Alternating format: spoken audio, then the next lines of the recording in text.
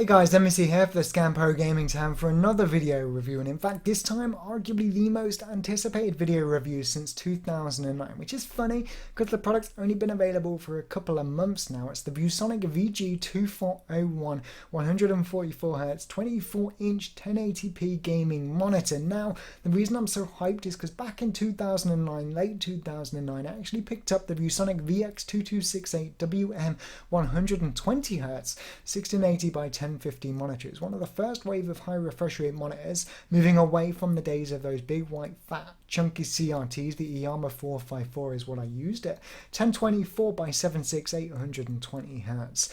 And to be honest, it was an absolutely fantastic monitor. I won numerous tournaments on it in Team Fortress 2 and Quake Live. Took it to several events with me, and to be honest, I kind of miss it because it holds a lot of memories. So when Viewsonic announced the 2401MH, I knew I had to pick one up for review, regardless of if I had to buy it myself, but thankfully they sent one out to me. And well, here's the video. What we're going to be doing is looking at it from a gamer's perspective. So it does feature an 8-bit TN panel, meaning it's not 6-bit FRC like most high refresh rate monitors on the market, so it doesn't have to do any dithering. So I'm hopefully going to be seeing colours and gradients that I might not have seen before. So I'm very excited from that front, particularly to play through the Alien Isolation single player campaign, which to be honest is a little bit lackluster on the other high refresh rate monitors I've had. The black levels just weren't quite up to scratch, and so I'm very looking forward to getting this out of the box and giving it a go. But we're going to be looking at it from a gamer's perspective. So you want professional color analysis and all that kind of stuff. You're going to be wanting to check out a full website-based review with all the right equipment and calibrators to do that. Instead, we're going to be looking at ghosting, the response times of the monitor, have a look at how input lag compares to other monitors, see if there's a feature to bypass processing and drastically reduce the input latency for the top 1% of gamers that want that. And yeah, I guess just give my overall thoughts and feelings on it and whether I'd use it myself as well. And we're going to have a look at a quick overview, have a look at all that stuff I've talked about, and come back right at the end for my final thoughts, feelings and conclusions. So hope you enjoyed the video. Any questions or comments throughout, just add them below and I'll get back to you later. And I'll see you at the end for my final thoughts. The Viewsonic VG2401MH is a 1920 by 1080 24-inch 144Hz monitor with a response time of up to 1 millisecond. That is your ghosting. It has an anti-glare coating with support for up to 16.7 million colors for its true 8-bit panel, not resorting to dithering found on most 6-bit panels in most high refresh rate gaming monitors. Now, in terms of its stand, it is 100 by 100 VESA-compliant, but the one included is designed for ergonomic, comfort and productivity with height adjust, pivot adjust, swivel adjust and tilt adjust, which is also going to be great if you travel around to an event and you're working with different table heights and environments. You're going to be able to get the best seating position. On the left side of the monitor, we have our first set of inputs. We've got two USB 3 ports, an audio in port should you want to take advantage of the inbuilt 3-watt speakers, but again I recommend external, and a headphone out port should you want it. Underneath the monitor, we've got our inputs, our power input, two HDMI ports capable of 60 Hz at 1080p or higher at lower resolutions, and our two high refresh rate 144 Hz 1080p ports, which is dual link DVI-D and DisplayPort 1.2. Along the bottom of the bezel, we've got our functions. The one will access the on-screen display menu. The down arrow will access the aimpoint assistant, the on-screen crosshair.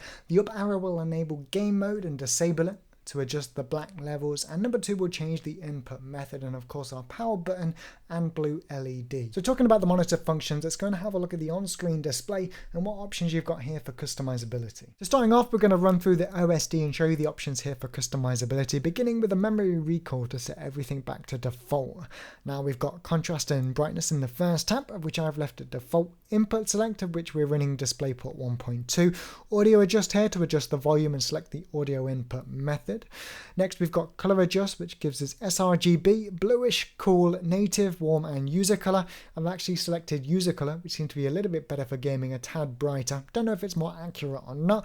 And then in manual image adjust, we've got aspect ratio, including full screen and 4:3, sharpness, dynamic contrast, eco mode if you want it to conserve and save energy, overscan, blue light filter, which can be best described as wearing gunner glasses and being able to change the amount of yellow you're kind of seeing. Really nice on the eyes late at night and prevents me from installing flux, which is great. And next we've got response time, which essentially is our ghosting. Standard is essentially 5 milliseconds or so as if it was off. Ultra fast has got to be 1 millisecond or faster, and I actually found a setting of advanced to be the best, which we'll get into later on.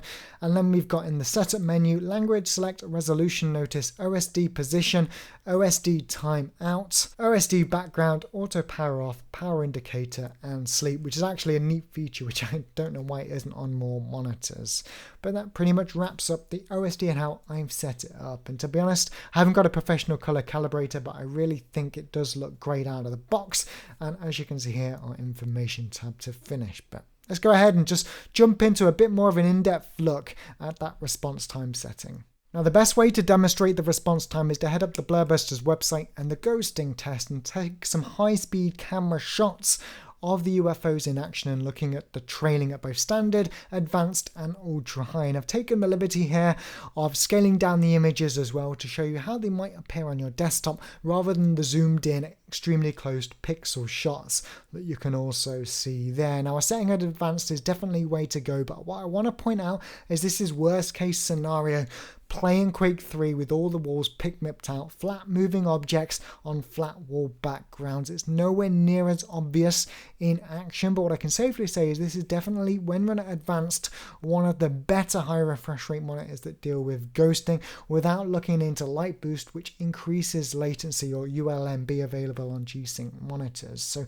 more than happy here with the ghosting results, and we'll talk a little bit more about that when we get into gameplay later on. And our final test before jumping into some gameplay and talking about my thoughts of it in action is to have a look at the input lag when compared to the Iyama GB2401MH So we've cloned the screens on the desktop running 1080p 144Hz and running a full screen flash timer and taken again some high speed photos as we did with the test UFO and seeing how the milliseconds differ. Now, with direct drive disabled on the Iyama, the results are identical. There is 0 millisecond difference across numerous tests, more than 20, 5 of which I've chosen to show here.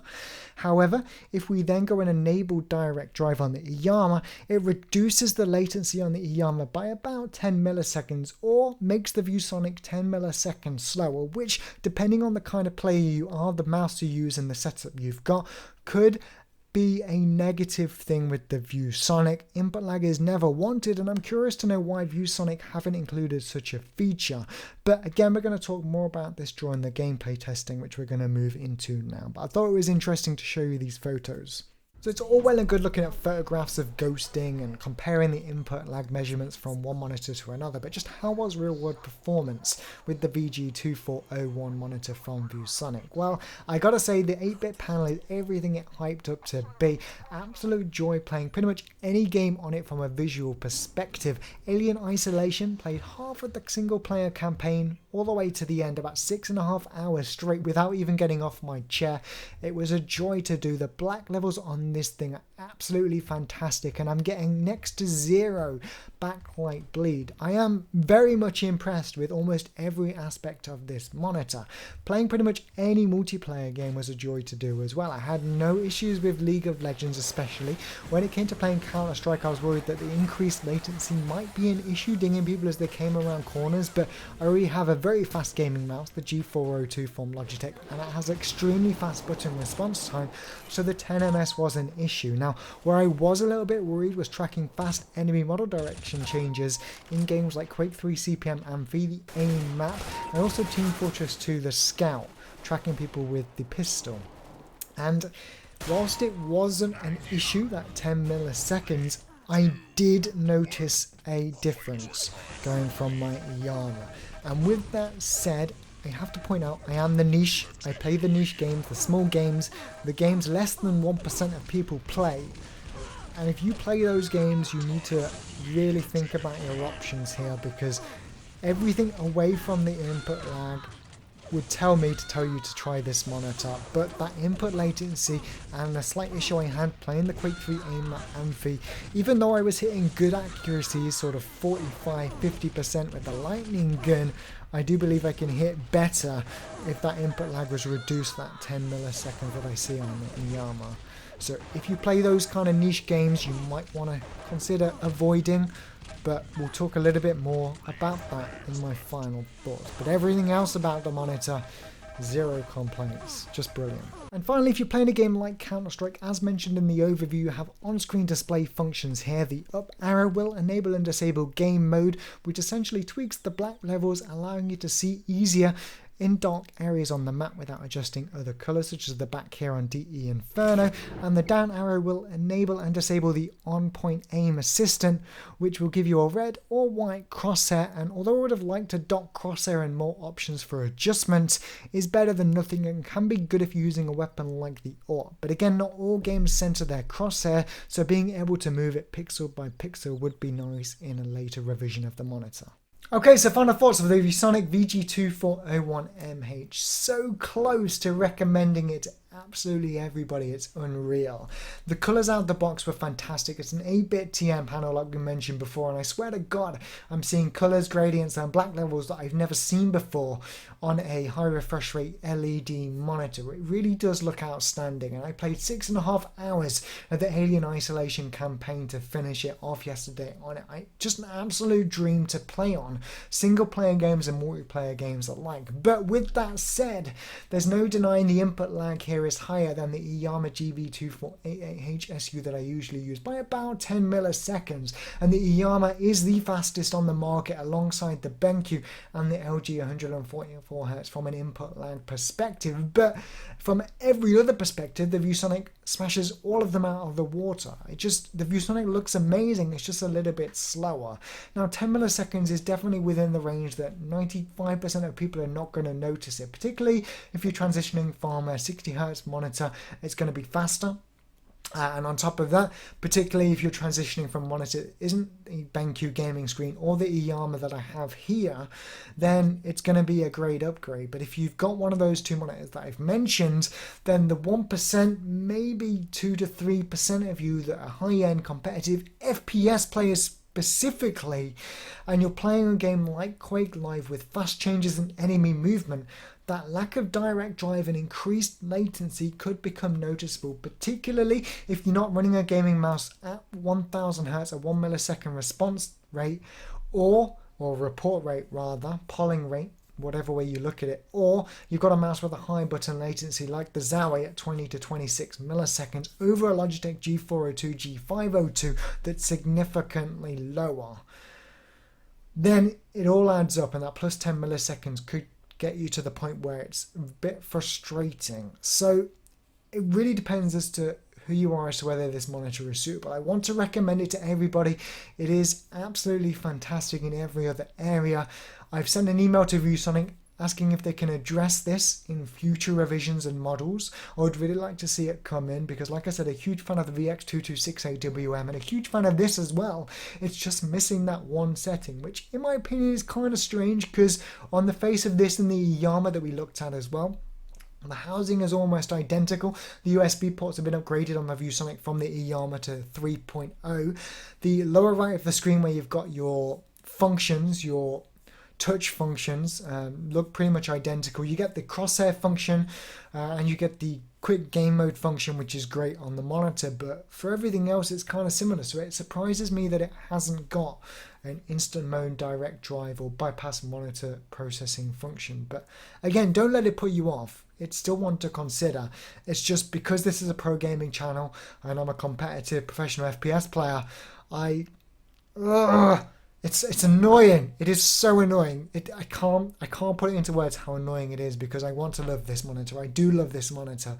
I know it's there. The 10 milliseconds is there. I did feel the difference in Quake 3 CPM. Not in other games like League of Legends. Not even in Counter-Strike did I really feel it. It's just, yeah. I could leave it at that, guys. Check it out, but the 1% of you might potentially have issues because of the latency.